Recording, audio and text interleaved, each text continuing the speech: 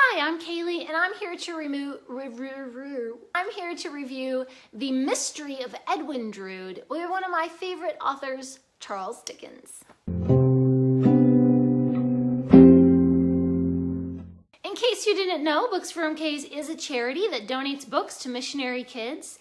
If you'd like to donate to the kids, you can do so at GoFundMe.com. There's a link down in the description, and there's a button at the end of this video if you want to donate to the kids. And believe me, we need donations because these kids are readers and they need more books. So we need to get the books out to the kids. Donate. One of my goals last year was to finish reading all of Dickens, and I had 6 novels left. And guess how many I read last year? I didn't read any last year. So this year, it's really happening. I am reading the last 6 Dickens novels. I'm doing it. I waited way too long to read Mystery of Edwin Drood because, of course, it is unfinished. Dickens passed away before he could finish this story, and it is such a shame.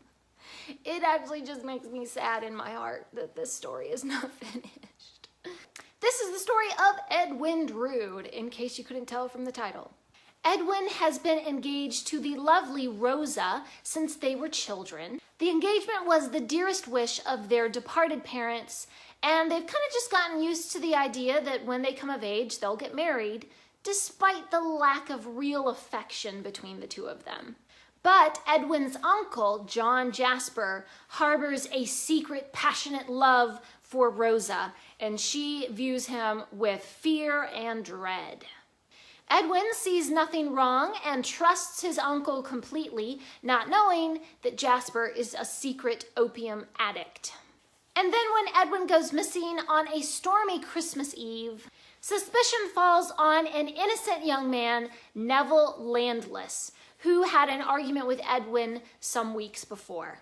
The uncle, Jasper, vows to bring the murderer to justice and spends all his time spying out his neighbor's secrets. Frightened by what the impassioned Jasper might do, Rosa flees to her guardian in London and befriends Neville's sister, Helena.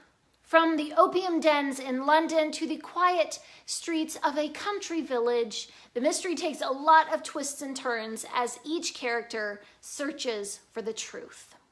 It is amazing to me that even this little fragment of a story still carries so much power and interest hundreds of years after it was written.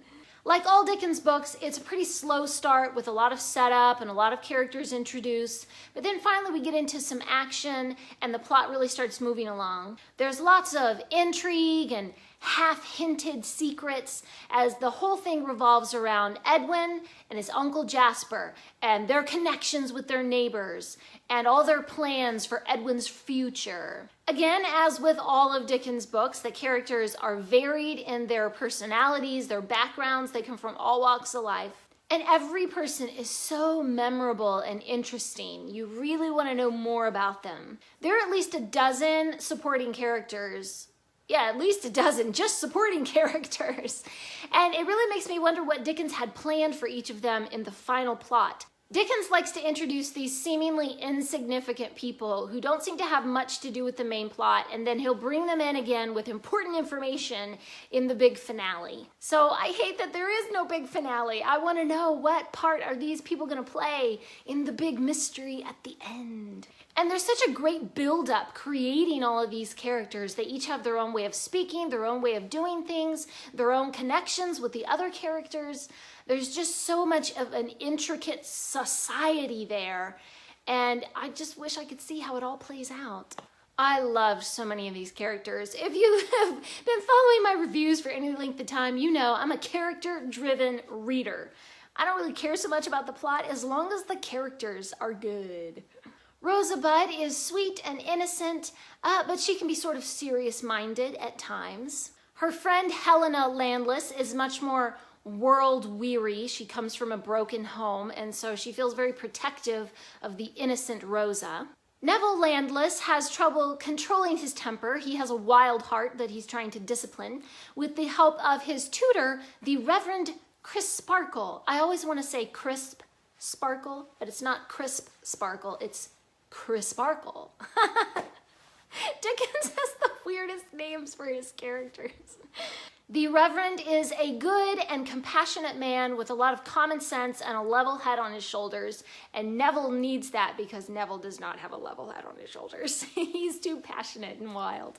The Reverend also has a high sense of honor, which prompts him to defend Neville when suspicion falls on him. Edwin Drood himself is a little bit cocky, kind of sure of himself, a little bit spoiled, a little bit self-centered. He's just very young and rich. He can be kind and generous when he remembers to be, but he's just too young to really be able to see people outside of himself. He's just a little bit selfish. He's not a bad guy, he's just young and he's inexperienced enough to think that everything will just go his way. All he has to do is ask for it.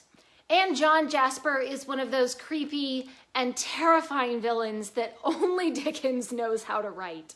He is so horrifying because he works very quietly behind the scenes. He doesn't make a fuss, he just lowers his voice and threatens you with his ghoulish smile on his wicked face. You just never know what nasty thing he is going to do next, but he'll do it secretly and he'll still look like that respectable music teacher to the rest of the world.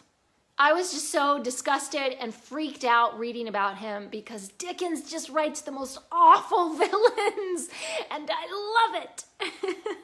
The dialogue is hilarious in some of the scenes. I mean, it is just sparkling and full of hidden meanings. Some of the scenes are quite somber, and others of them are just ridiculously silly. I really wish there was an ending to this book because it is such a powerful story, even though it's just this little fragment. You can certainly see the direction that Dickens meant to take the plot, and you can even pretty much guess at most of the roles that the characters were meant to play in the plot moving forward. But there are many tantalizing loose ends and unrealized possibilities. It's just such a shame that he didn't leave like an outline or something for the ending. I gave this book 4 out of 5 stars. I always love Dickens. Please leave a comment and let me know what is your favorite Dickens novel and who do you think is the creepiest, most horrifying Dickens villain. Up till now, I would have said Uriah Heep from David Copperfield is just the most creepy villain. But I don't know, John Jasper might give him a run for his money as the creepiest, most horrifying Dickens villain. Thanks for watching. Please subscribe and remember the right book in the right hands at the right time can change the world.